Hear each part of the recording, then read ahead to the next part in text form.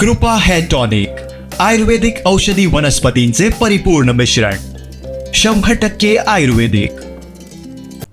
तर केंद्रीय मंत्री नितीन गडकरी यांची भेट घेणार असल्याचं राजन तेली यांनी सांगितलं। नेमकं काय म्हणाले राजन तेली पाहूयात। रस्त्याची पाहणी केल्यानंतर जसं आता सतीश सावंत बोलले ती गोष्ट खरी आहे की देशात एकमेव उदाहरण असेल की पूर्ण रस्ता बंद करून काम चालू करणं। ठेकेदाराची आणि प्रशासनाची जबाबदारी होती की एका बाजूने तरी वाहतूक सुरू व्हायला पाहिजे होती, पण दुर्दैवाने ती झालेली नाही। आणि म्हणून जिल्हाधिकाऱ्यांशी आता वैभव नाईक मी आता बोललोय, सोमवारी त्यांच्याकडे बसायचं ठरलेलं आहे। सोमवारी जर ह्या बैठकीमध्ये जर निर्णय नाही झाला तर केंद्रीय मंत्री आदरणीय नितीन गडकरी साहेब यांनाही भेटून इथली वस्तुस्थिती, आता व्हिडिओ शूटिंग पण केले, बऱ्याच ठिकाणी निकृष्ट दर्जाचं काम आहे।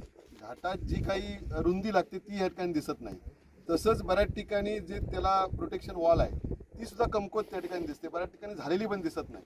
आणि वैभववाडी ते करूळ मधल्या रस्त्याचा बऱ्याच ठिकाणी होणं पण बाकी आहे। आणि म्हणून ते कॉन्ट्रॅक्टरचं स्पीड आहे, हे स्पीड अत्यंत कमी आहे। ह्या सगळ्या गोष्टी आदरणीय गडकरी साहेबांच्या निदर्शनास आणून दिल्या जातील आणि वेळोवेळी जसं मग संघटनेच्या बैठकीत ठरेल, जर ही एकतर्फी वाहतूक जे सगळे पदाधिकारी म्हणतायत लोकांना विश्वासात घेऊन या ठिकाणी चालू करावी। जर चालू झाली नाही आणि जर चांगलं काम झालं नाही तर पुढे संघटनेच्या माध्यमातून वेगळ्या पद्धतीचे आंदोलन या ठिकाणी चालू राहतील।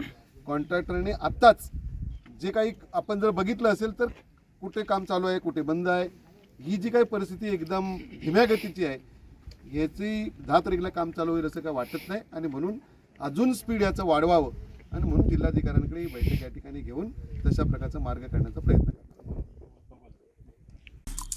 आमचे दिवसभरातले सर्व अपडेट्स, ताज्या घडामोडी आणि थेट लाईव्ह पाहण्यासाठी सबस्क्राईब करा, लाईक करा कोकणचं नंबर 1 महा चॅनल कोकण 7 लाईव्हचं YouTube चॅनल।